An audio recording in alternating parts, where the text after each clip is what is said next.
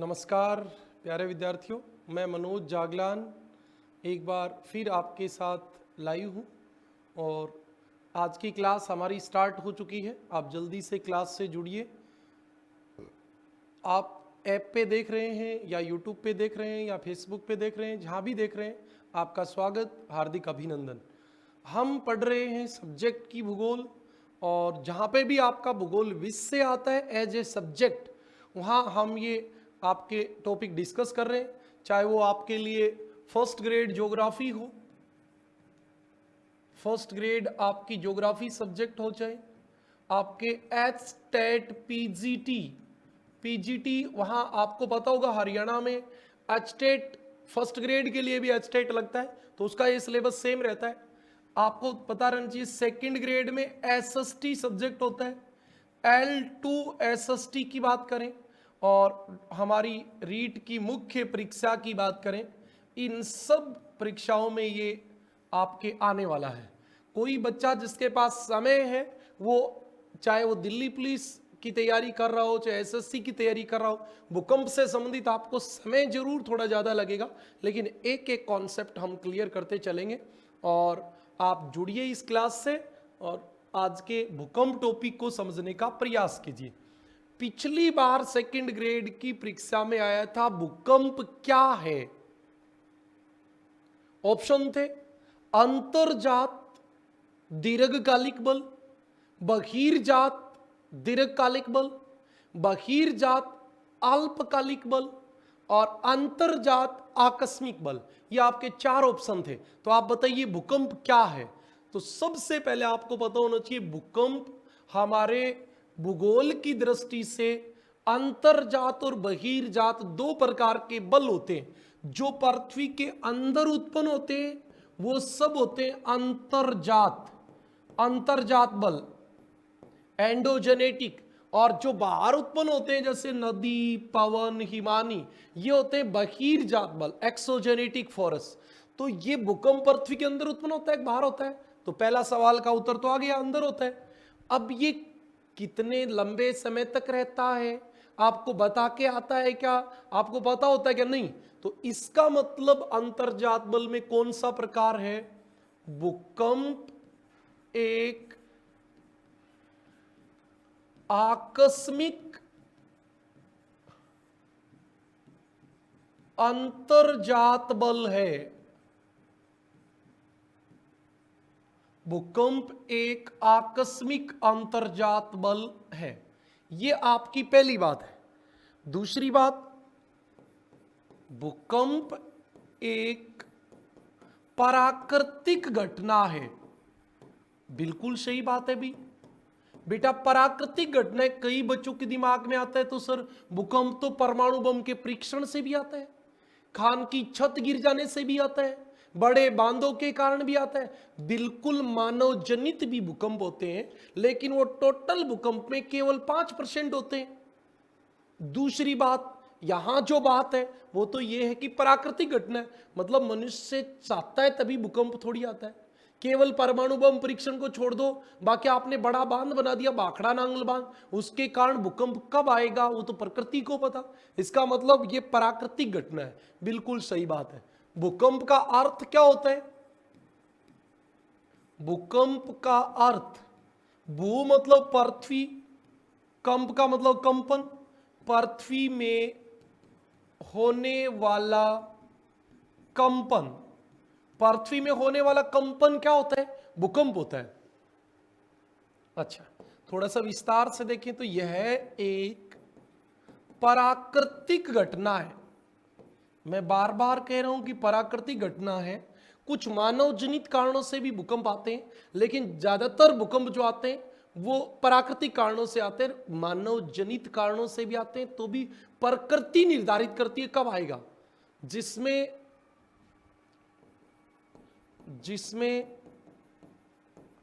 ऊर्जा उत्पन्न होने के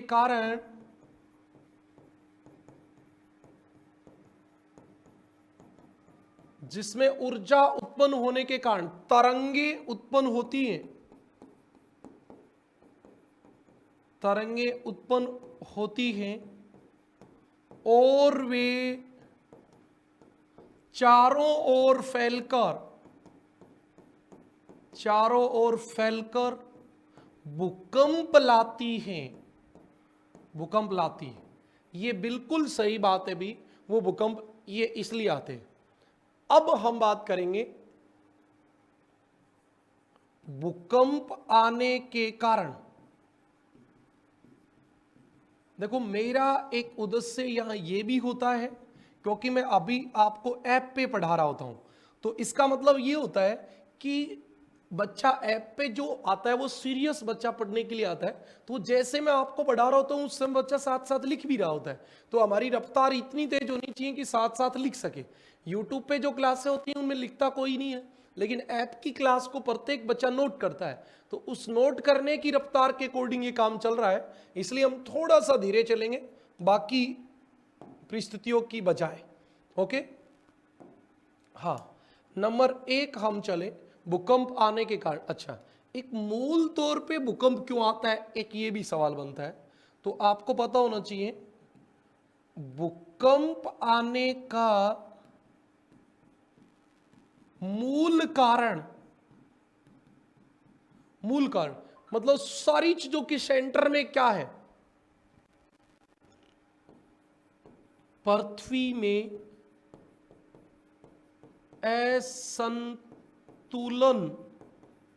असंतुलन का होना है। पृथ्वी में जब असंतुलन हो जाएगा, इस मात्रा को काट देना है, असंतुलन हो जाएगा तब भूकंप आएगा। बिल्कुल सही बात है, असंतुलन का होना है, जिससे संतुलित करने के लिए भूकंप आते हैं, जिसे संतुलित करने के लिए भूकंप आते हैं। यह बिल्कुल सही बात है, जो असंतुलन हो जाता है उस असंतुलन को संतुलित करने के लिए भूकंप आते हैं। हाँ, भूकंप आने के पहला कारण है नंबर 1 ज्वालामुखी क्रिया। आप बताओ, जब ज्वालामुखी आएगी तो भूकंप आएगा कि नहीं आएगा? सर 100% आएगा। ये पृथ्वी है, लावा अंदर से चला, ऐसा तो है नहीं कि लावा ने टेलीफोन किया मैं आ रहा हूं आप गेट खोल दो, और पृथ्वी ऐसे गेट खोल देगी, लावा बाहर आएगा, उसका स्वागत किया जाएगा। ऐसे होगा क्या? आप बताओ ना सर। तो लावा नीचे से टक्कर मारेगा धरातल को, जहां कमजोर सतह होगी उसको बार बार ऐसे टक्कर मारेगा, और जहां कमजोर होगी वो फटेगी एकदम, और लावा तीव्रता के साथ बाहर आएगा। अब धरती फटेगी तो क्या आएगा? भूकंप। जहां ज्वालामुखी आएगी वहां भूकंप आएगा, लेकिन जहां भूकंप आएगा वहां ज्वालामुखी आए ये कोई जरूरी नहीं है। अरे तो भूकंप आए वहां हर जगह पृथ्वी फटती है क्या? हर जगह लावा बाहर आता है क्या? नहीं। और ज्वालामुखी आएगी वहां भूकंप पक्का आएगा, ये बिल्कुल सही बात है। चलो आप बताओ कोई एग्जाम्पल ऐसा आप जो जानते हो जिसमें ज्वालामुखी के कारण भूकंप आया हो, बताओ भी।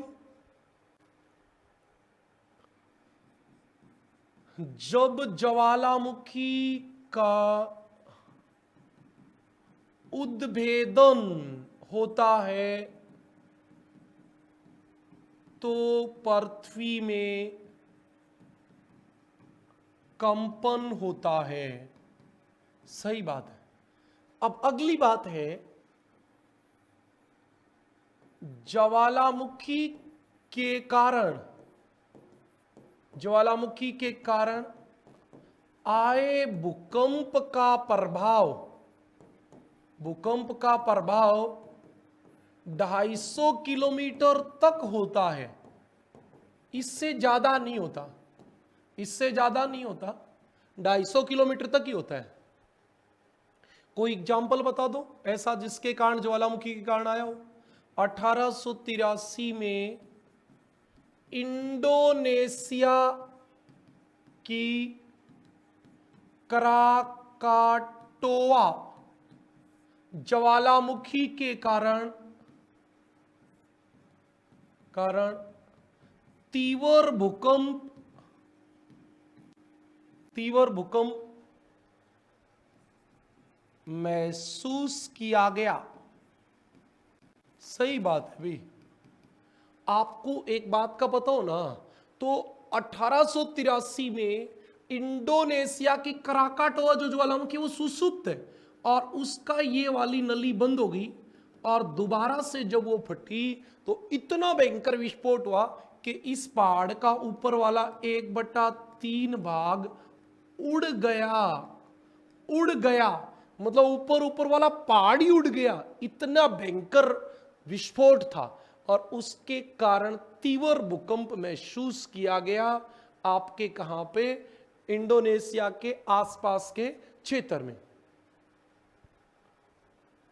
एक और भी आपको मैं बता सकता हूं, 16 जनवरी 1968 को कौन सी ज्वालामुखी में हुआ था?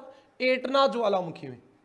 इटली की एटना ज्वालामुखी, एटना ज्वालामुखी में विस्फोट के कारण भयंकर भूकंप महसूस किया गया। महसूस किया गया। सही बात है भाई, ये भी एकदम सही बात है। नंबर 2, भूपटल में ब्रंसन, ये वर्ड जो होता है ब्रंसन, इसका मतलब क्या होता है? फॉल्टिंग। फॉल्टिंग। आप लोग प्लेट विवर्तनी की सिद्धांत पढ़ चुके होंगे तो आपको पता रहेगा फॉल्टिंग होता क्या है। देखो ऐसे होता है, जब ये बीच वाला भाग नीचे जाना चाह रहा है या ये दोनों भाग ऊपर उठना चाह रहे हैं तो ये ऐसे कुछ देर तो तनाव सहन होगा, ऐसे टूट जाएगा, हलेगा, ऐसे हिलेगा तो भूकंप आएगा, ऐसा होता है। और जब ये भाग नीचे धंस जाएगा, ये वाला कट जाएगा, नीचे आ जाएगा, तो इसका नाम होगा भ्रंश घाटी। भ्रंश घाटी। और ये ब्लॉक माउंटेन हो जाएंगे, ब्लॉक माउंटेन। तो ऐसा भी भूकंप आता है। भूगर्भिक, किसके कारण? भूगर्भिक शक्तियों के कारण, शक्तियों के कारण चट्टानों में चटकन एवं दरार, चटकन एवं दरार पड़ती हैं, जिससे भूकंप आते हैं, जिससे भूकंप आते हैं। सही बात है भाई। और आपको पता होना चाहिए 26 जनवरी 2001 को भारत के भुज में आए भूकंप का कारण धरातल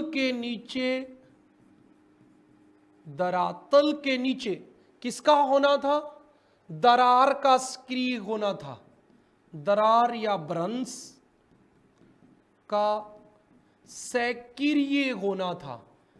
आपको पता होना चाहिए कि हमारे भारत में यहां कच्छ की खाड़ी से लेके पाली तक ये जो भाग है ना, या मारवाड़ भ्रंश का निर्माण हो रहा है। मारवाड़ भ्रंश का निर्माण हो रहा है। ये धरातल नीचे धंस रहा है, इसके कारण ये भूकंप आया था। बिल्कुल सही बात है भाई, ये इसके कारण भूकंप आया था। अच्छा, एक पिछली सेकेंड ग्रेड के एग्जाम में ये सवाल आया था। फर्स्ट ग्रेड के एग्जाम कम होते हैं तो उसके सवाल कम ऑप्शन मिलते हैं, तो मिलता है तो फिर एक ये भी रहता है भाई, ज़्यादा सेकेंड ग्रेड के एग्जाम इसलिए भी ज़्यादा रहते हैं कि सेकेंड ग्रेड के बहुत सारे बैच पढ़ाते हैं और फर्स्ट ग्रेड के कम बैच होते हैं, एक आध होता है, तो उसमें सिर्फ क्वालिटी पे फोकस किया जाता है। पिछली साल क्या है ये ज़्यादा हम ध्यान देते नहीं, क्योंकि वो टेस्ट में आपके क्लियर हो जाता है। 3 नंबर, प्रत्यास्थ पुनः संचलन सिद्धांत। ये फर्स्ट ग्रेड में भी आया हुआ सवाल है भाई। हाँ, प्रत्यास्थ पुनः संचलन सिद्धांत, ये किसने दिया था? Professor H.F. रीड ने, प्रोफेसर H.F. रीड ने आपका ये सिद्धांत दिया था। ये अमेरिका के थे। हाँ हाँ, तो इसमें बताया क्या था? इसमें यह बताया था कि जैसे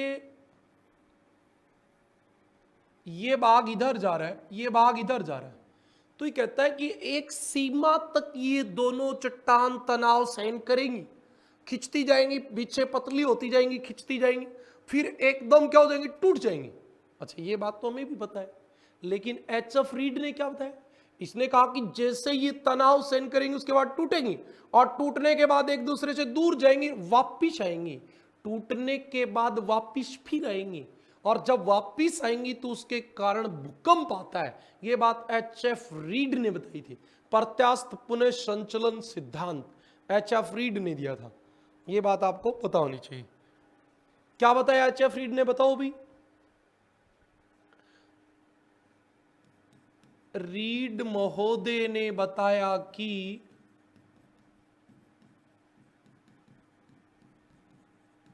चट्टानें एक सीमा तक तनाव सहन करती हैं, उसके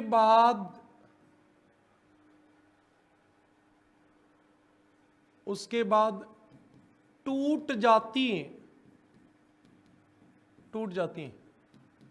टूटने के बाद वे पुनः, मतलब वापिस क्या करती हैं? अपना स्थान ग्रहण करने के लिए, अपना स्थान ग्रहण करने के लिए संचलन करती हैं, संचलन करती हैं, और जिससे क्या आता है? भूकंप आते हैं, जिससे भूकंप आते हैं। ठीक है जी, ये H.F. रीड ने बताया। नंबर 4, भूसंतुलन में अव्यवस्था, भूसंतुलन में अव्यवस्था की बात आए तो ये कहता है कि जैसे कोई ऊंचा पर्वत होता है और ये आपका समुद्र है, तो ये कहते हैं, ये कह रहा है कि एक भाग तक तो फिर ये नीचे तरल होता है, तरल भाग होता है, दुर्बल मंडल होता है। ये कह रहे नदी यहां से इस पर्वत को काट के रेत मिट्टी को यहां जमा कर देती है, तो यहां बाहर हो जाता है ज्यादा और यहां बाहर हो जाता है कम, और इससे इसमें असंतुलन उत्पन्न हो जाता है। ये भाग नीचे धंसता है, फिर नीचे वाला लावा जो है वो इधर गति करता है और इधर गति करके यहां से बाहर आने की कोशिश करता है, और उसके कारण आपके क्या आता है? भूकंप, भूकंप आता है। वापिस संतुलित करेगा, बराबर हो जाएगा, तब रुक जाएगा, इससे भूकंप आता है। ये बात आपको बताई। ये सवाल भी पूछा गया कि 4 मार्च 1949 को हिंदकुश पर्वत में आया भूकंप का मूल कारण क्या था? असंतुलन का होना। वो संतुलन मूलक भूकंप था। ये फर्स्ट ग्रेड के एग्जाम में आया हुआ सवाल है, यूजीसी नेट में फर्स्ट ग्रेड में खूब बार आए ये सवाल। तो पृथ्वी में असंतुलन या भूसंतुलन में अव्यवस्था, भूसंतुलन में अव्यवस्था या पृथ्वी में असंतुलन, एक ही बात है। हाँ, नदियां पर्वतों से अवसादों को अपरदित करके समुद्र में जमा करती हैं, समुद्र में जमा करती हैं, ठीक बात है भाई। जिससे सागरों में भार बढ़ जाता है, भार बढ़ जाता है, बिल्कुल भार बढ़ेगा। सागरों में क्या बढ़ जाएगा? भार। तो उधर से भाग नीचे उठेगा, इधर से ऊपर उठेगा। इसे संतुलित करने के लिए, इसे संतुलित करने के लिए भूगर्भ में लावा सागर से पर्वत की ओर गति करता है। सागर से पर्वत की ओर क्या करता है? गति करता है, जिससे कंपन आता है,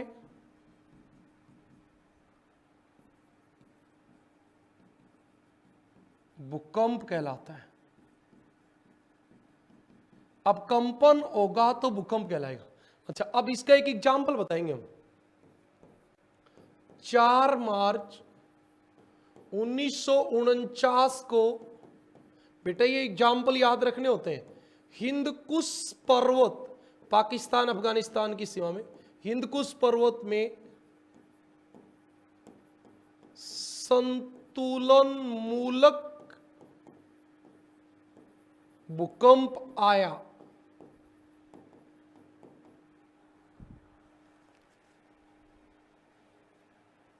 संतुलन मूलक भूकंप आया, एकदम सही बात है ना?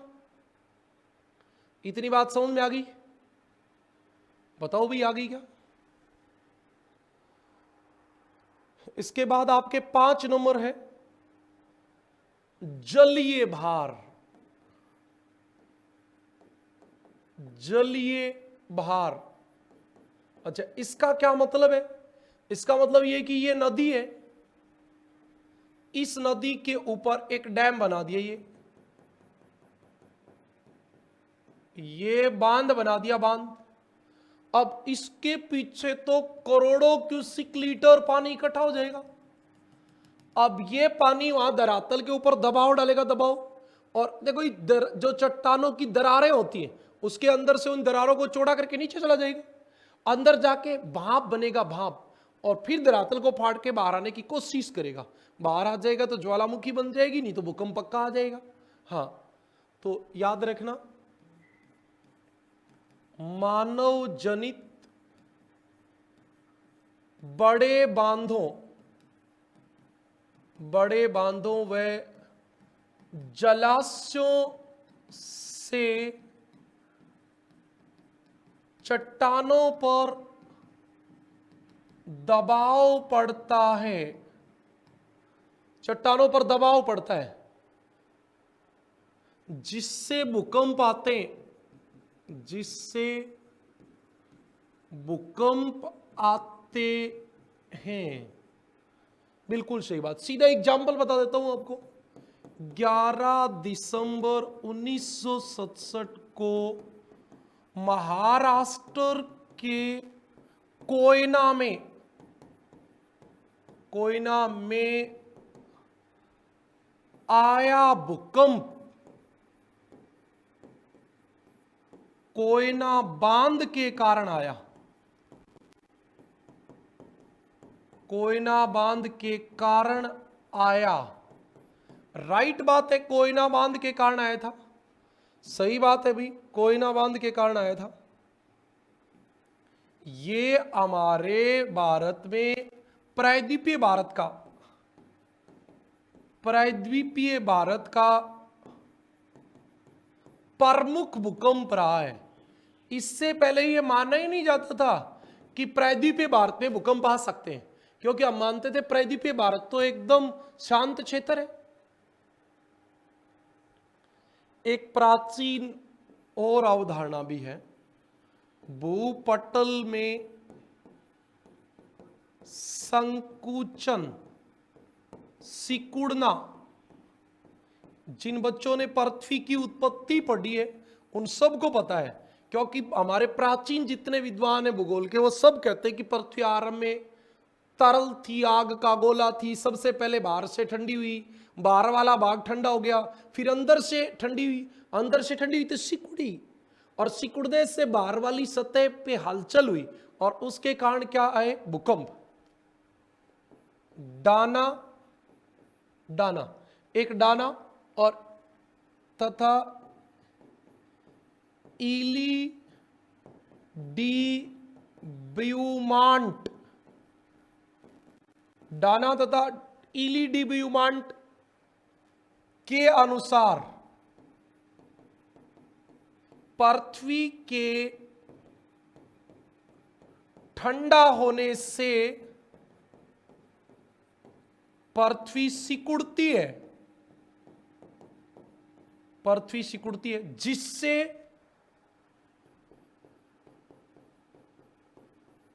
भूकंप आते हैं, जिससे भूकंप आते हैं। सही बात है कि नहीं है बताओ? अच्छा, एक और भी बात आप लिख सकते हो, जेफ्रीज भी इसके समर्थक हैं। मतलब जेफ्रीज भी मानता था कि भूकंप जो है वो किसके कारण आते हैं? पृथ्वी में सिकुड़न के कारण आते हैं। ये बात जेफ्रीज ने भी मानी थी। तो आपकी ये बात भी कंप्लीट हो गई। अच्छा, और फिर और देखो आपके 7 नंबर PTT, ये सब आपको पता होगा, प्लेट विवर्तनिकी सिद्धांत। ये सिद्धांत क्या कहता है? ये सिद्धांत 3 बात कहता है कि पृथ्वी का ऊपरी भाग प्लेटों से बना है और ये प्लेटें चल रही हैं, तो या तो ये आपस में टक्कर मारती या ये एक दूसरे से दूर जाती हैं, और या ये प्लेट जो हैं वो एक दूसरे के अगल बगल में गति करती हैं, और तीनों ही प्लेट किनारों पे भूकंप आता है। चाहे किधर भी गति करे, तीनों ही किनारों पे भूकंप आता है। प्लेटों के किनारों का संबंध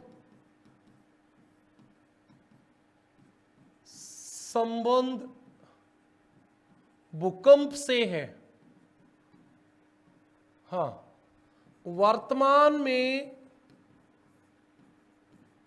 अधिकांश भूकंप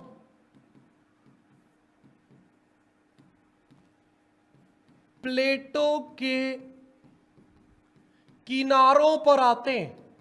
अच्छा, आपने एक बात सुनी होगी, ये सिद्धांत मैं आपको आगे जाके पढ़ाऊंगा तो ज्यादा बातें बताने की जरूरत नहीं है, लेकिन एक बात आपको जरूर बताता हूं। जैसे आपने कभी सुना होगा ऑस्ट्रेलिया में भूकंप नहीं आते, क्यों?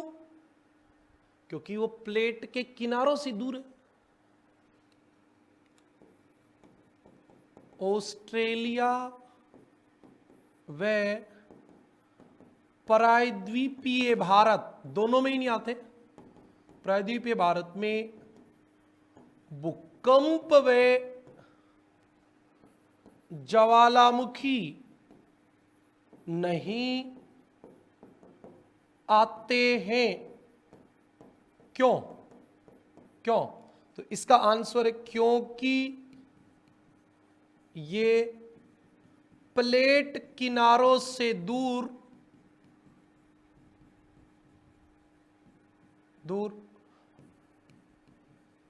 आंतरिक भाग में स्थित है।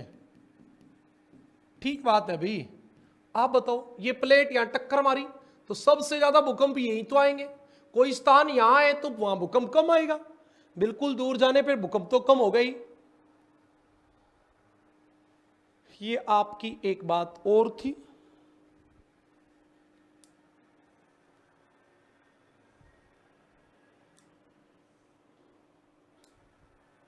हाँ, और बताइए, और भूकंप आने के क्या कारण हो सकते हैं बताओ भी। अच्छा, एक आध और भी हो सकता है, हो सकता है। कितने नंबर आ गए? 8 नंबर। खान की छत ढह जाने से, अच्छा खान की छत ढह गई, ये फर्स्ट ग्रेड में आया हुआ सवाल है अभी। फर्स्ट ग्रेड ज्योग्राफी में आया हुआ है, सेकंड ग्रेड में भी शायद आया है। हाँ देखो, ये आपकी पृथ्वी है, इसमें आपने इधर से खान खोद दी ऐसे ऐसे ऐसे ऐसे करके। अब ये खान तो खोद दी, लेकिन ये ऊपर वाली छत जो है वो कभी ना कभी धड़ाम जाके गिरे तो खान ऐसे जाके और ऐसे करते हैं, नीचे से खाली कर देते हैं। अब ऊपर वाली खान कभी कभी धड़ाम जाके गिरती है। अब धड़ाम गिरेगी तो आसपास का पूरा एरिया हिलेगा, और हिलेगा तो क्या आएगा? भूकंप। और इसमें खान की छत ढह जाने से आने वाला भूकंप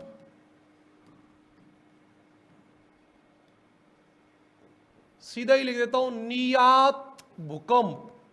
यही काम की बात है, यही वो क्वेश्चन है जो एग्जाम में आया था, नियात भूकंप। इसको इंग्लिश में कहते हैं कोलेप्स अर्थक्वेक। कोलेप्स अर्थक्वेक, नियात भूकंप कहते हैं। अब खान की छत रह जाएगी तो भूकंप आएगा, उसको नियात भूकंप कहेंगे, इतनी सी बात है। ओके, एक लास्ट कारण और बता देता हूं, इतने कारण बताने की जरूरत ही नहीं होती।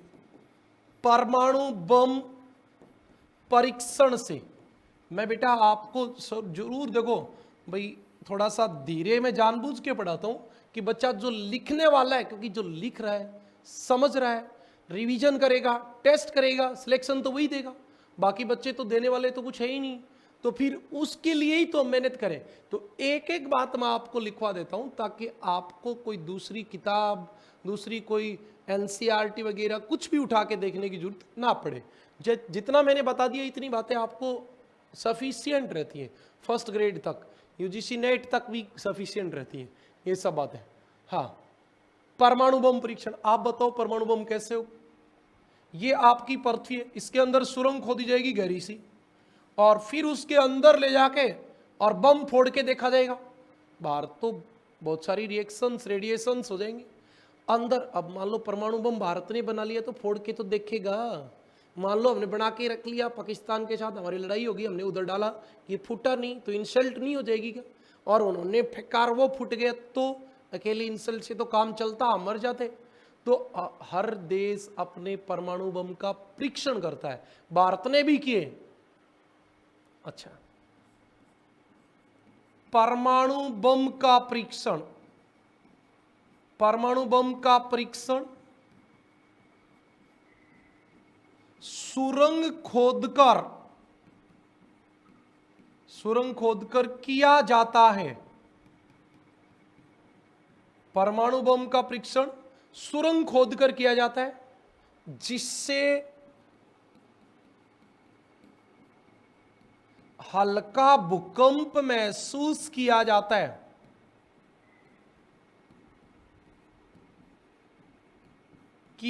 सही बात है भी, हल्का भूकंप महसूस किया जाता है। अच्छा, भारत ने कितनी बार परमाणु बम परीक्षण के?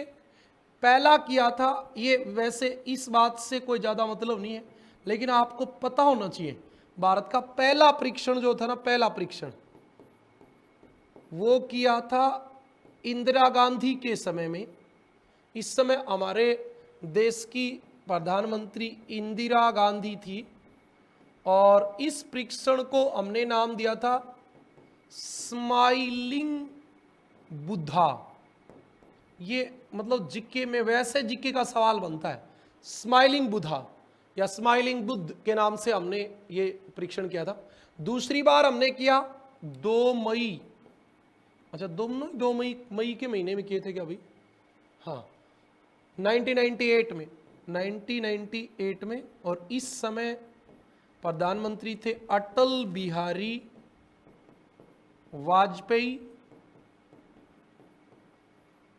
अटल बिहारी वाजपेयी थे, और इनके समय में जो परीक्षण किया गया उसका नाम था ऑपरेशन शक्ति। ऑपरेशन शक्ति नाम था। ये 2 परमाणु बम परीक्षण, ये हमारी बात तो यही खत्म हो गई। ये तो मैंने आपको जिक्के के लिए बता दी, जिक्के के लिए। ये दोनों बातें, इसका कोई मतलब थोड़ी है भूकंप से, कोई विशेष नहीं है, ये बातें आपको आनी चाहिए। ओके, इतनी बातें क्लियर हो गई क्या? बताओ, अरे बता दो भाई, समझ में आ गई तो एक बार कमेंट वमेंट कर दो कोई।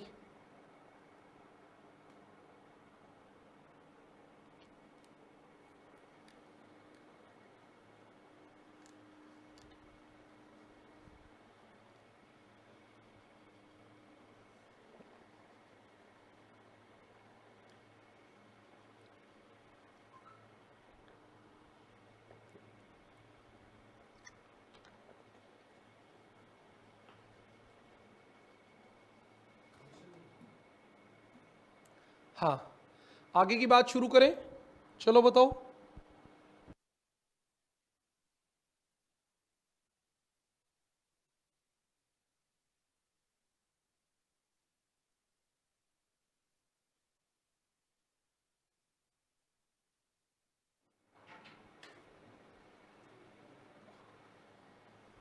ओके सर, ये स्टैंड हिला दिया।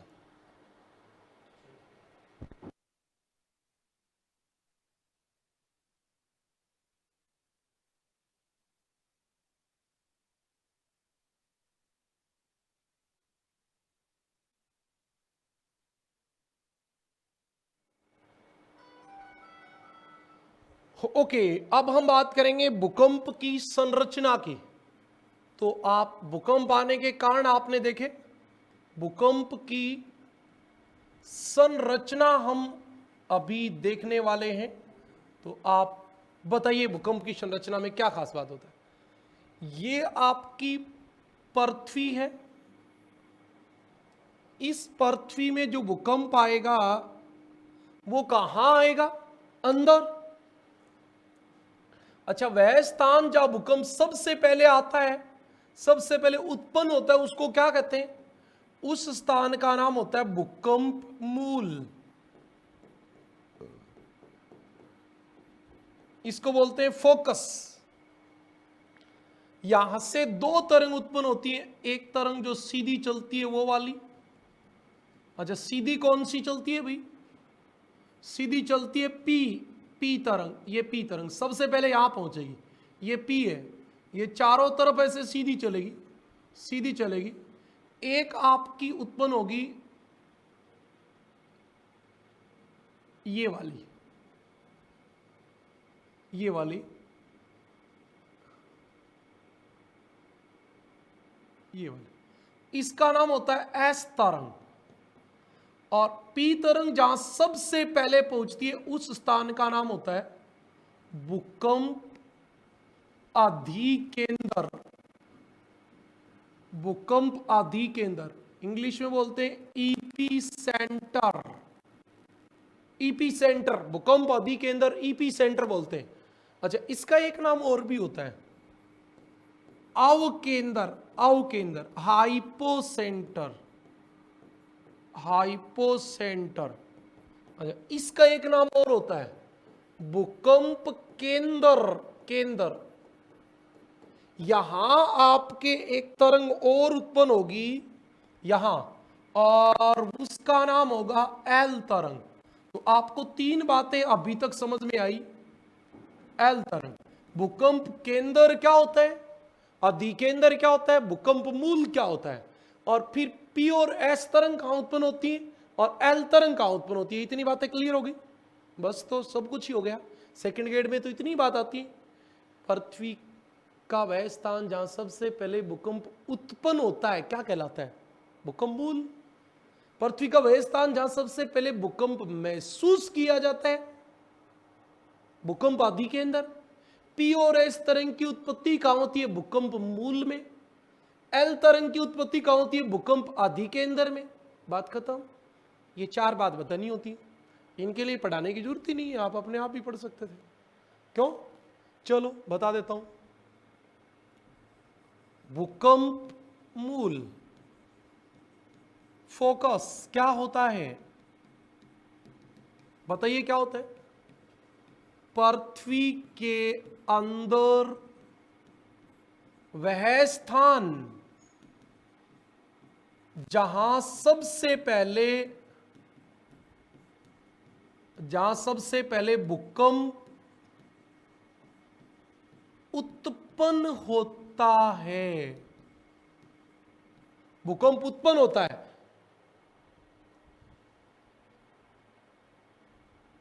यह भूकंप का उद्गम केंद्र फोकस या अवकेंद्र कहलाता है। ठीक है जी, कोई दिक्कत नहीं है। यहां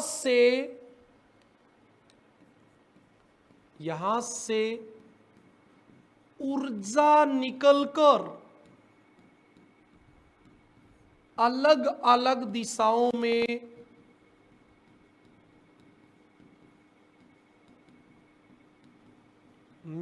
जाती है, जिससे भूकंप आता है। ठीक है जी, बिल्कुल आता है। यहां कौन सी तरंग उत्पन्न होती है? यहां P और S तरंग की उत्पत्ति होती है, या P और S तरंग की उत्पत्ति होती है।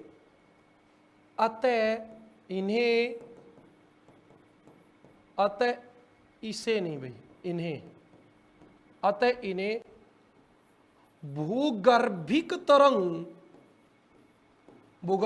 क्योंकि पृथ्वी के अंदर उत्पन्न होती है ना, बॉडी वेव्स भूगर्भिक तरंग कहते हैं।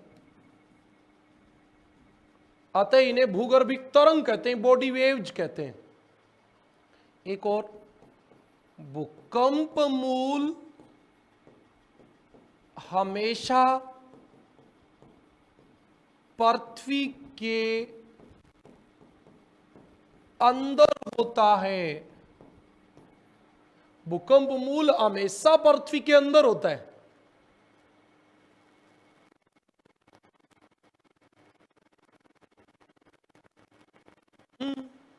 सही बात है बेटा।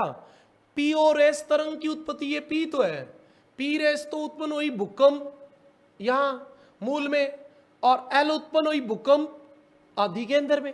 वो केवल धरातल पे उत्पन्न होती, धरातल पे चलती, तभी उसका नाम धरातलीय तरंग है।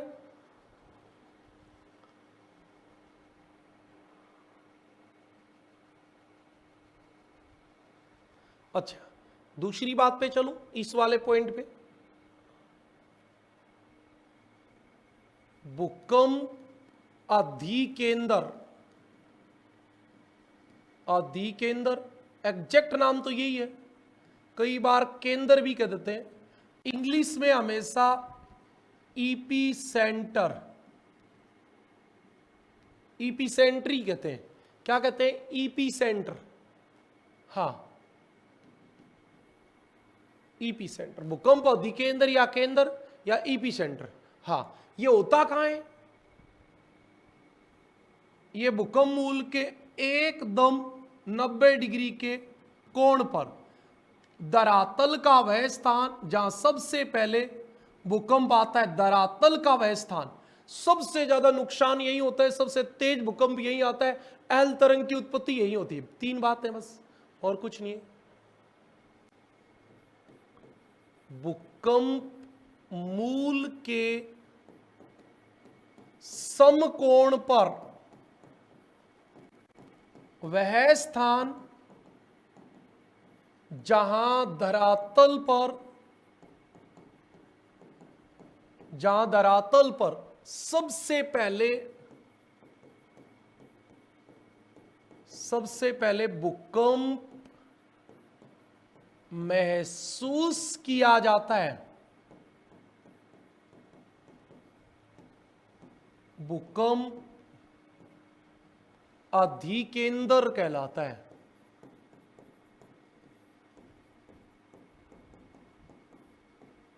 ठीक बात है। अगली बात, एल तरंग की उत्पत्ति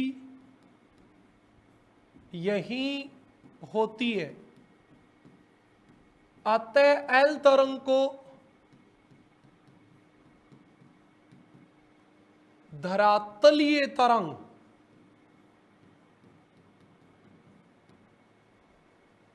सरफेस वेव्स कहते हैं। हाँ, ये बात भी सही है।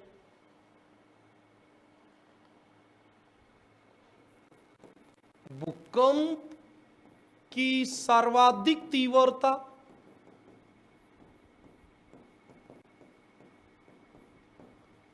अधिकेंद्र पर होती है,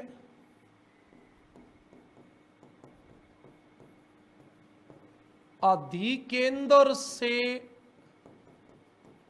दूर जाने पर तीव्रता कम होती जाती है,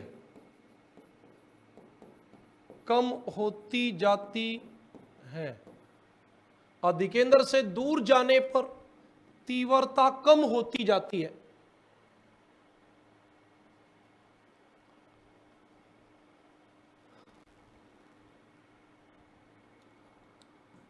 भूकंप का सर्वाधिक विनाश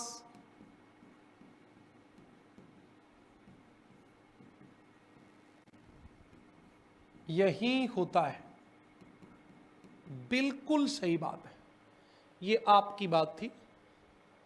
अच्छा, अब एक बात और भी बता देता हूं।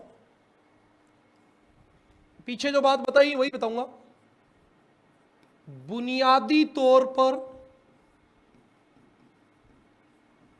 यदि हम बात करें तो बुनियादी तौर पर भूकंपीय तरंग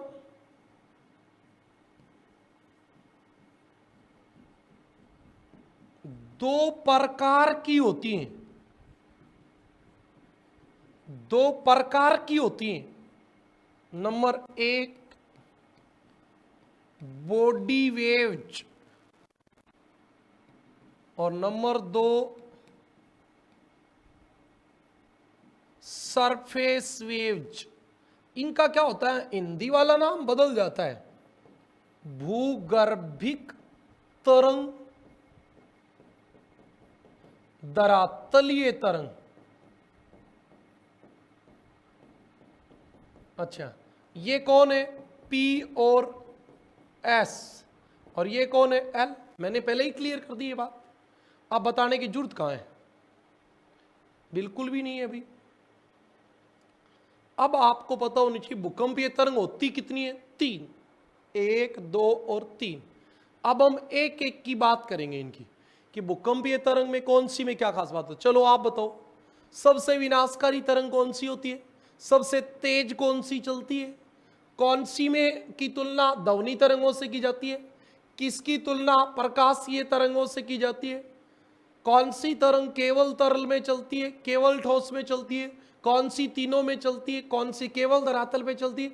ये सब बातें होती हैं, बहुत आसान सी बात है। भूकंपीय तरंग 3 है, बिल्कुल 3 है। पहली हम बात करेंगे पी तरंग की। पी तरंग में पहली बात हो कि पी तरंग को पी तरंग कहते क्यों हैं। कहीं पर भी भूकंप आए, पाकिस्तान के इस्लामाबाद में भूकंप आया, सबसे पहले दिल्ली में कौन सी तरंग आएगी, पी। मान लो न्यूयॉर्क भी भूकंप जाएगा तो वहां पे भी कौन सी तरंग जाएगी, पी। किसी भी स्थान पे सबसे पहले जो सीधी चलती वही तरंग जाएंगी, सबसे पहले सीधी वाली। इसलिए सबसे पहले आपके जब भी भूकंप आएगा धरती पहले आगे पीछे ही लगी, ऐसे आगे पीछे। और ये नुकसान नहीं करती है क्योंकि सब इमारत बांध सब आगे पीछे एक साथ चल जाते हैं, तो इससे नुकसान नहीं होता। सामान्य वे में तो महसूस ही नहीं होता, जब सिस्मोग्राफ लगा होता है तो ही महसूस होता है, नहीं तो महसूस ही नहीं होता। ये खास बात है इनकी। और इसमें अणु सीधे चलते हैं तो इनका नाम होता है अनुदैर्घ्य तरंग। अनुदैर्घ्य बेटा अणु सीधा चलेगा तो अनुदैर्घ्य, दावनी भी सीधी चलती है तो अनुदैर्घ्य तरंग। सबसे तेज चलती है 8 किलोमीटर प्रति सेकेंड, और तरल ठोस गैस तीनों में चलती है, लेकिन तरल आएगी तो धीमी चलेंगी, ठोस आएगी तो तेज चलेंगी। और आप बताओ क्या होता है जब पदार्थों के घनत्व में भिन्नता आती है तो इनका परावर्तन मतलब रिफ्लेक्शन और रिफ्रैक्शन आवर्तन हो जाता है, जिससे इनकी डायरेक्शन चेंज हो जाती है, और डायरेक्शन चेंज हो जाती है तो भूकंप छाया क्षेत्र बन जाता है। ये सब बातें आपको मैं अभी बता देता हूं, बस ज्यादा देर की बात है ही नहीं। फिर आज की क्लास को विराम दे देंगे, बस थोड़ा सा आपको 3 तरंगे करा देते हैं, कल वाली क्लास में फिर पूरा हो जाएगा ये। किसी भी स्थान पर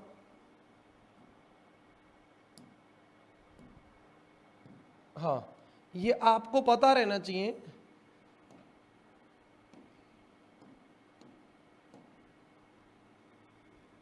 किसी भी स्थान पर सबसे पहले पहुंचने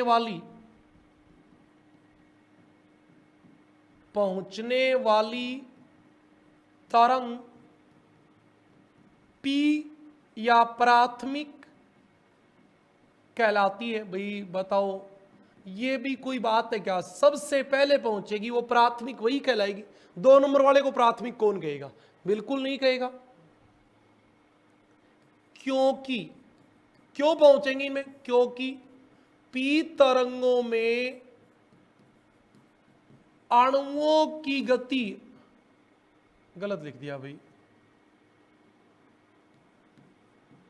अणुओं की गति समानांतर होती है। अणुओं की गति समानांतर होती है। ये जो तरंग चलती हैं वो ऐसे चलती हैं, ऐसे चलती हैं। इनसे पृथ्वी जो हिलेगी वो भी ऐसे ही हिलेगी, सीधी आगे पीछे ही हिलेगी। बस ये इनकी खास बात, अणुओं की गति समानांतर होती है। इनकी तुलना अनुदैर्घ्य, बेटा अनुदैर्घ्य का मतलब समानांतर होता है, या ध्वनि तरंगों से की जाती है। ठीक बात है भी, ध्वनि भी सीधी चलती है, P तरंग भी सीधी चलती है, इसलिए इसकी तुलना किससे की जाती है? ध्वनि तरंगों से की जाती है, और कोई बात नहीं है। अब ये वाला अणु इसके पास जाएगा तो बीच में जो आएगा उसके ऊपर दबाव पड़ेगा। हाँ, इन्हें दबाव वाली तरंग कहते हैं। ठीक बात है भी। क्योंकि अणुओं की गति आगे पीछे होती है, अणुओं की गति आगे पीछे होती है।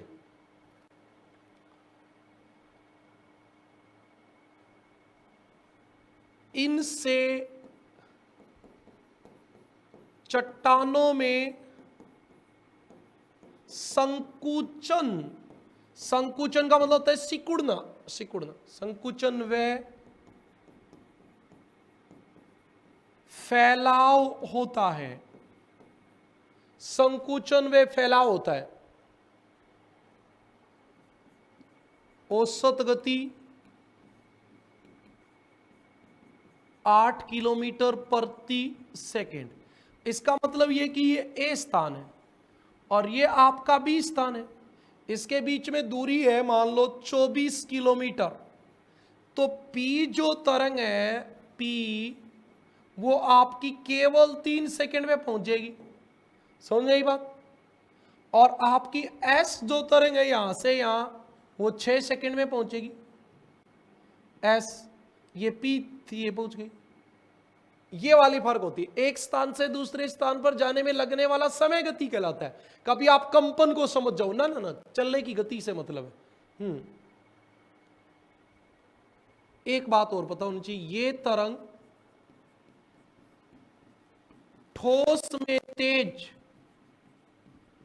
व तरल में धीमी गति से चलती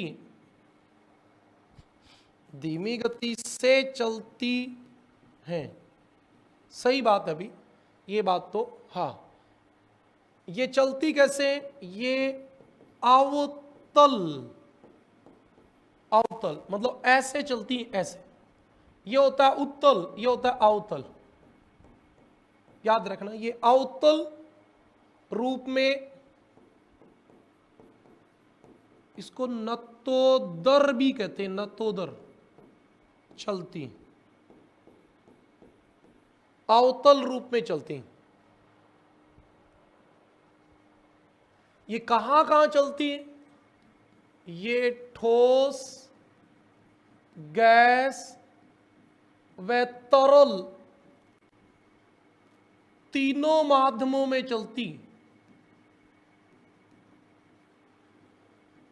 बेटा क्यों चलती हैं तीनों में? एक तो इनके पास ताकत ज्यादा होती है, मतलब ये क्या है, तरल, और ये क्या है, ठोस। तो क्या होता है, जब तरल आता है तो धीमी चल जाती है, ठोस आती है तो तेज चल जाती, लेकिन चलेंगी सब में।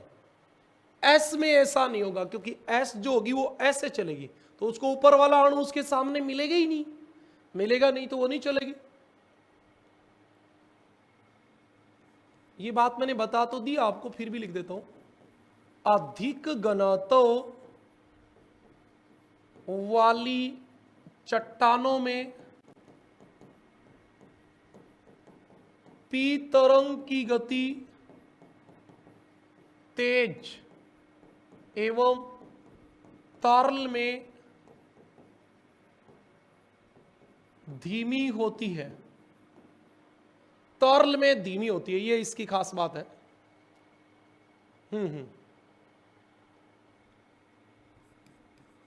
पदार्थों के घनत्व में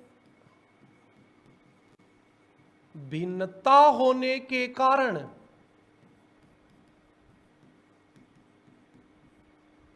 इनमें परावर्तन एवं आवर्तन हो जाता है। परावर्तन एवं आवर्तन हो जाता है, जिससे इनकी दिशा बदल जाती है। ये सही बात कह रहा है अभी, जिससे इनकी दिशा बदल जाती है। देखो ये बात आपको बता देता हूं क्या मामला है। ये जैसे ये वाला भाग है, यहां से पी तरंग चली, तो ये पी तरंग है ना, यहां घनत्व में भिन्नता कारण ऐसे हो जाती है।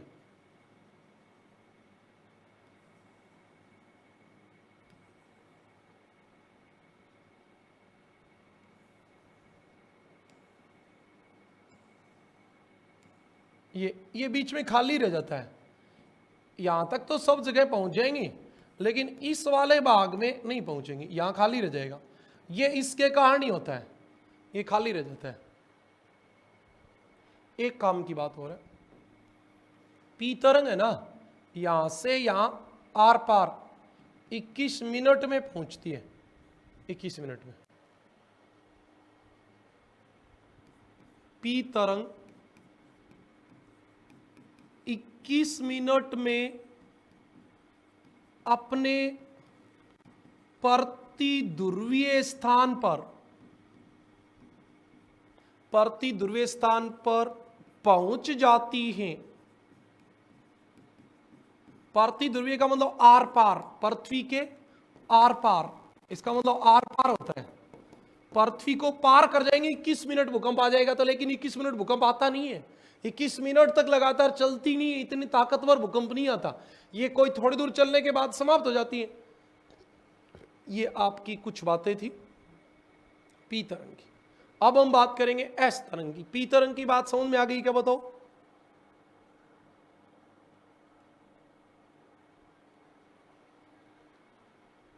हाँ आ गई। मैं पानी पी लेता हूं, तब तक आप बता दो, कोई सवाल हो तो बता दो।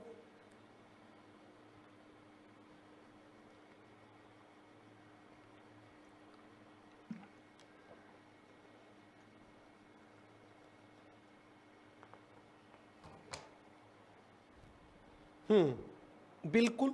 अब हम बात करेंगे दूसरी तरंग, एस तरंग। अच्छा, एस तरंग है क्यों?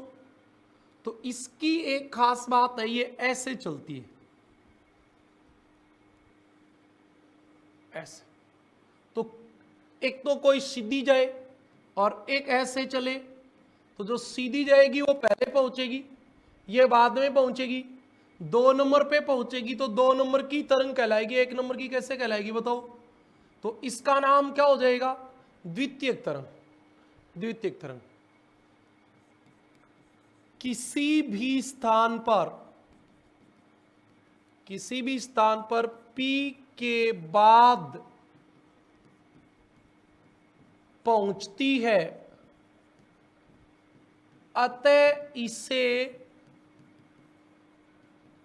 द्वितीयक तरंग या एस कहते हैं। बात समझ में आई? इस एस कहने का मतलब क्या है? केवल यही मतलब है, और कोई मतलब नहीं है। इनमें अणुओं की गति समकोणीय होती है। अणुओं की गति समकोणीय होती है, और अणुओं की गति समकोणीय होगी तो समकोण और किसमें चलता है? अतः इन्हें अनुप्रस्थ, अनुप्रस्थ, प्रस्थ का मतलब होता है समकोण वाली, अनुप्रस्थ या प्रकाशीय तरंग, प्रकाशीय तरंग या आड़ी, आड़ी तरंग, आडी, आडी जिसको बोलते हैं आडी तरंग कहते हैं। अच्छा, एक और नाम भी हो सकता है, जल तरंग कहते हैं। इतनी लाइन नहीं लिखनी पड़े, इसलिए हमने सब साथ लिख दी कि इतने नाम है: अनुप्रस्थ तरंग, प्रकाशीय तरंग, आडी तरंग, जल तरंग। क्योंकि जल में भी तो तरंगें ऐसे चलती हैं। औसत गति कितनी होती है इसकी? एकदम P से आधी, 4 किलोमीटर प्रति सेकंड। फिर दुगना समय तो लगेगा ही। ये एक तो यहां से यहां जाता सीधा, और एक ऊपर जाके आएगा, दूसरे टाइम तो लगेगा ही। बिल्कुल सही बात है। एक बात, ये केवल ठोस में चलती है, केवल ठोस में चलती है। सही बात कह रहा है, ये केवल ठोस में चलती है। तरल आते ही लुप्त हो जाएगी। क्यों? क्योंकि तरल में अणु दूर दूर होते हैं, और अणु दूर दूर होते हैं तो ये अणु इस तक पहुंच ही नहीं पाता। इस तक पहुंचेगा तभी तो नीचे आएगा, पहुंचेगा ही नहीं, और पहुंचेगा नहीं तो फिर ये नहीं आएगी भी, बिल्कुल नहीं चलेंगे। केवल ठोस में चलती हैं, तरल में लुप्त हो जाती है, लुप्त। अच्छा, तरल आते ही लुप्त हो जाएंगी। तो आपको पृथ्वी की आंतरिक संरचना का पता होगा, 2900 किलोमीटर आते ही पृथ्वी का ये वाला भाग तरल है। इसका मतलब ये है कि एस तरंग जो है, एस तरंग जो है वो पृथ्वी भूकंप के अधिकेंद्र से केवल 105 डिग्री तक आती है, 105 तक ही आती है, इससे आगे नहीं जाती। 40% भाग जो है वो भूकंप छाया क्षेत्र रह जाता है, 40% भाग भूकंप छाया क्षेत्र रह जाती है। इसीलिए पृथ्वी पर एस तरंग 40% भाग पर नहीं पहुंच पाती हैं। एकदम राइट बात है भी, तरल से आगे वाले भाग में नहीं जाएंगी। और हमारी एनसीईआरटी में लिखा है एस तरंग के इसी गुण ने पृथ्वी के आंतरिक भाग की जानकारी दी है। वैसे ये हम एनसीईआरटी में लिखा, वैसे मैंने लिख दिया। वैसे इसका मतलब ये था कि पृथ्वी का आंतरिक भाग तरल है, ये बात की जानकारी इसने दी है। बाकी तो क्या दी है। ओके, एस तरंग की बात थी ये। अच्छा, एस तरंगों का पथ ये भी जब चलती है ना पृथ्वी के अंदर, तो आप देख रहे हो ऐसे ही चलती है। ऐसे चलने का मतलब क्या होता है? अवतल नतोदर रूप, अवतल या नतोदर रूप। पथ अवतल या नतोदर होता है, ये सही बात है। और बताओ क्या बात बच गई? एक एस तरंग पी से ज्यादा विनाशकारी होती है।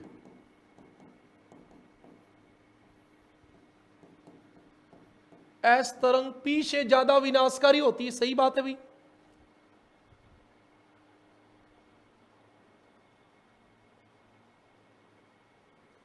और ये पदार्थों में उभार मतलब ऊपर उठाना, उभार व गर्त लाती है।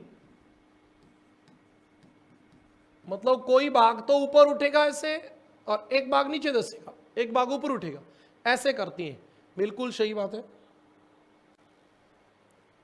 हाँ, अब हमारे पास आ गई एल तरंग। कौन सी तरंग आ गई? एल तरंग। एक नंबर बात तो यह भूकंप अधिकेंद्र पर उत्पन्न होती है। भूकंप अधिकेंद्र पर उत्पन्न होती है तथा केवल धरातल पर चलती है। धरातल पर चलती है, अतः इसे धरातलीय तरंग कहते हैं। ओरिजिनल बात क्या है? जब पी और एस दोनों धरातल पे आती हैं तो वो चट्टानों को हिलाती हैं, और चट्टानों के हिलने का नाम है धरातलीय तरंग, और कोई मतलब नहीं है। धरातलीय तरंग, तो इसको धरातलीय तरंग कहते हैं। अच्छा, ये सवाल भी मान लो आपको पता तो होना ही चाहिए। पी व एस की अन्योन क्रिया से एल तरंग की उत्पत्ति होती है।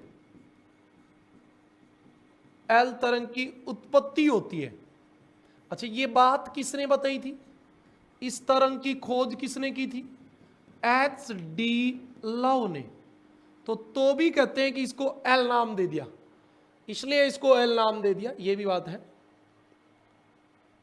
हाँ, एक और ये सबसे इंपॉर्टेंट बात है। एल तरंग धरातल का अनुसरण करते हुए, धरातल का अनुसरण करते हुए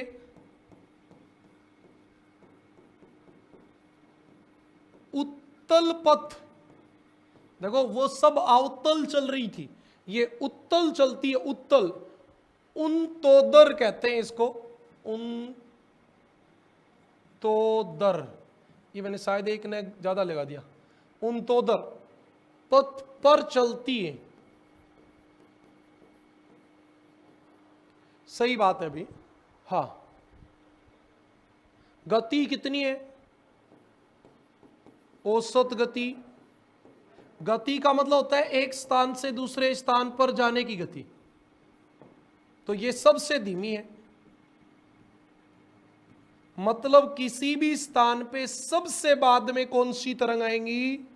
सबसे बाद में तरंग आएंगी एल। एल, क्योंकि इनकी गति सबसे कम है। बिल्कुल सही बात है। एल तरंगों से चट्टान विस्थापित होती है। अच्छा, और हमारा घर किस पे बना है? बांध किस पे बना है? इमारत किस पे बनी? सब चट्टानों पे। अतः इमारतें गिर जाती हैं, और इमारत गिर जाएंगी तो हम सब लोग तो नीचे ही दब जाएंगे। इसका मतलब ये सबसे विनाशकारी है।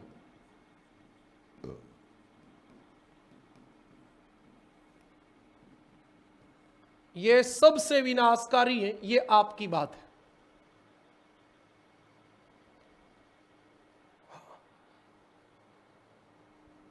एक बात और इनकी बच गई, ये जल एवं स्थल दोनों पर चलती है। अतः जब ये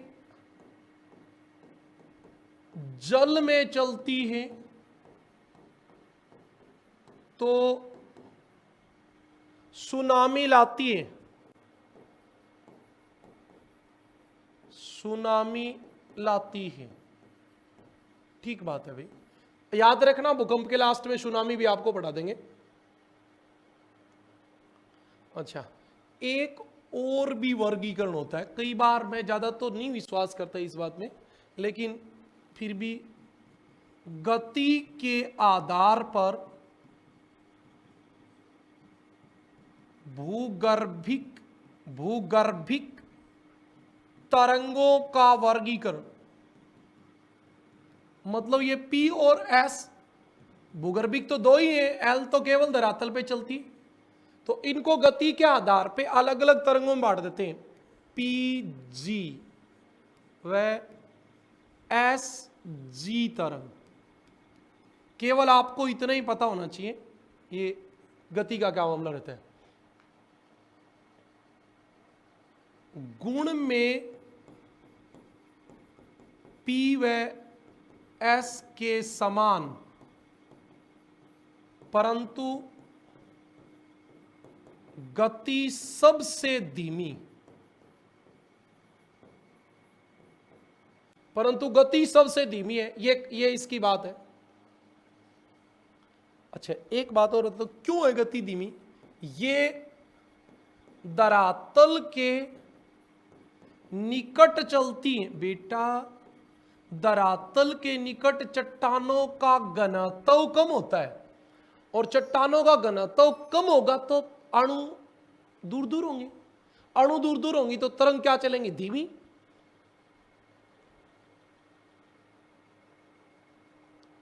एक बात और भी बता दूं, इनका पता 1909 में क्रोएशिया की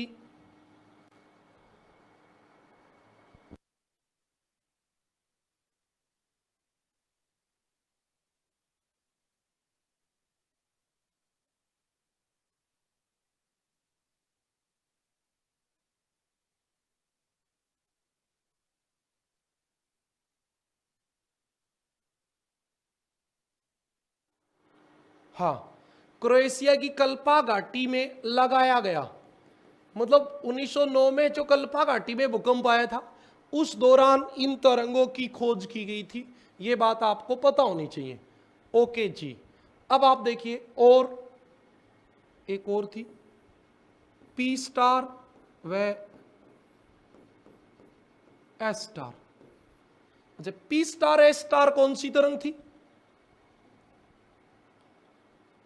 पी स्टार एस स्टार कौन सी तरंग थी? तो इनकी गति हम ये कहेंगे इनसे तो होती है तेज और पी और एस से होती है कम। इनकी गति पी जी व एस जी से अधिक वह तथा आएगा। भाई वह कैसे आएगा? वह नहीं तथा पी व एस से कम होती है। ठीक है जी, मतलब ये बीच की है।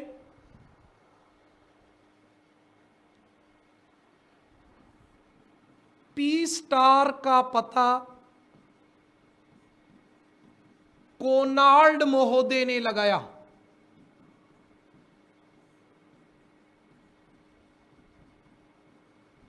पी स्टार का पता किसने लगाया? कोनार्ड महोदय ने।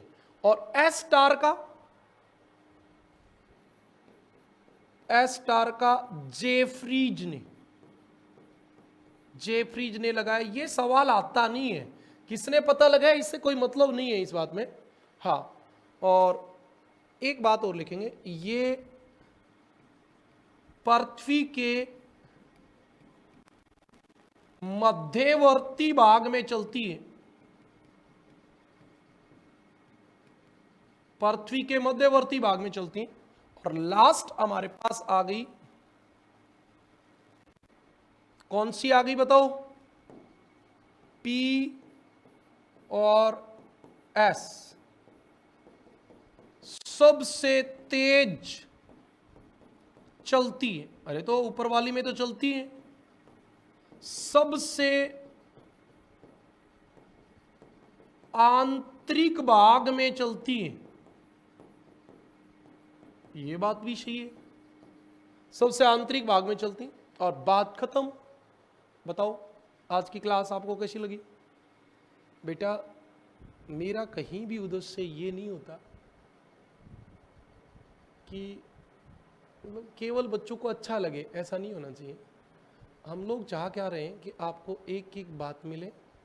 कोई बहुत मुश्किल बात है नहीं। मैं अब P star S star P G S G इसमें क्या बताना रह गया? ये सामान्य बातें हैं, बस इतनी बात पता होनी चाहिए। ये ऊपर चलती हैं, बीच में चलती हैं, सबसे नीचे चलती हैं, सबसे धीमी, बीच की, सबसे तेज। इतनी तो बात बतानी है। फालतू की बातों में कुछ नहीं आता। बात कॉन्सेप्ट वाइज चलेगी, काम आएगी। एक जो लोग ये यूट्यूब पे और पे जो क्लासें आती हैं, बहुत सारे लोग भयंकर मार्केटिंग करते हैं। कभी आपने देखा है क्या उनके बच्चे नौकरी लगे हों? मुझे नहीं लगता। वो केवल एक भ्रमित करने वाला सिस्टम होता है। जब आपको क्वालिटी देनी है, आपको बच्चे को मैटर देना है, तो आप केवल उन बातों को पढ़ाओ जो एग्जाम में आएंगी। बाकी बातों से कोई मतलब होता नहीं। और आपको अच्छा लगा हो तो आप बताएं मुझे। कोई सुधार की आवश्यकता है तो भी आप बता सकते हो। बाकी अब थोड़ा मुश्किल है सुधार होना, क्योंकि पिछले 15 साल से मैं पढ़ा रहा हूँ, तो आदत बन गई। अब जो बन गई वो बन ही गई, उसमें ज़्यादा परिवर्तन होता नहीं है। इस समय आके होता नहीं है, फिर भी कोशिश करेंगे। कोई थोड़ा बहुत आपको लगे तो आप मुझे बता सकते हो। आज के लिए इतना ही, धन्यवाद।